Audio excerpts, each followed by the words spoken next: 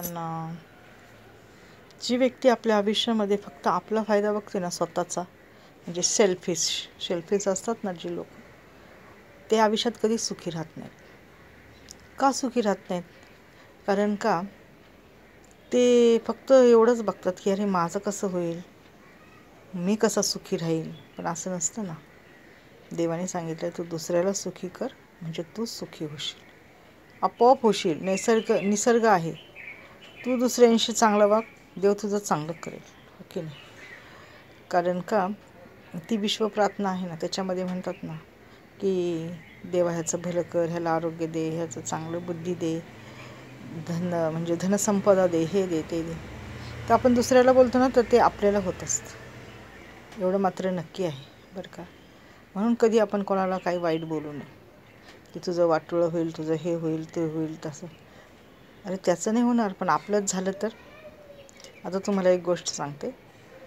मला काल ना एक मुलगी भेटली, लग्न झालेली, आणि तिला मी विचारलं काय गं तू फॉरेनला जाणार होते ना कामानिमित्त, तर तू का नाही गेली? तर ती म्हणाली अहो मावशी तुम्हाला माझा प्रॉब्लेम माहिती आहे ना. मी म्हटलं काय प्रॉब्लेम?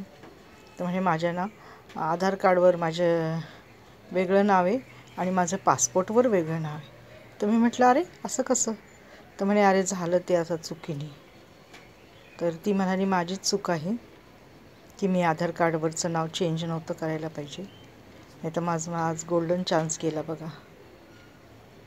तर ती मुलगी इतकी वाईट होती, म्हणजे ती उद्धटपणे उत्तरं द्यायची लोकाला आणि कोणाचाच मानसन्मान करत नव्हती. काल ती इतकी नम्रपणे बोलली ना, कारण का तिचा गोल्डन चान्स गेला. तर असं आहे. काल ती स्वतःहून माझ्याशी बोलली, नाहीतर ती माझ्याशी पण कधी बोलत नव्हती. तीच मला म्हटली कशा आहेत आंटी, कसे नाही, बरं आहे का? तेव्हा मी तिला विचारलं, तर ती म्हणाली माझा गोल्डन चान्स गेला बघा आणि माझीच चूक आहे म्हटली. मी असं करायला नव्हतं पाहिजे. आधार कार्डवरचं नाव मी बदली करायला नव्हतं पाहिजे, कारण माझं पासपोर्टवरती वेगळं नाव आहे. तर मी म्हटलं अगं नाही करायचं मग असं एवढी, तर तुझ्या बापाला सांग ना. मी म्हटलं अगं तुझ्या वडिलांना सांग की तुझ्या वडिलांची तर एवढी मोठी मोठी ओळख आहे ना, ते लगेच एका झटक्यात पासपोर्टवरचं नाव चेंज करतील, हो की नाही? आता आधार कार्डवरचं झालं तर पासपोर्टवरचं काय चेंज करायला वेळ लागतो? तुझे वडील तर एवढे हुशार आहेत म्हटलं.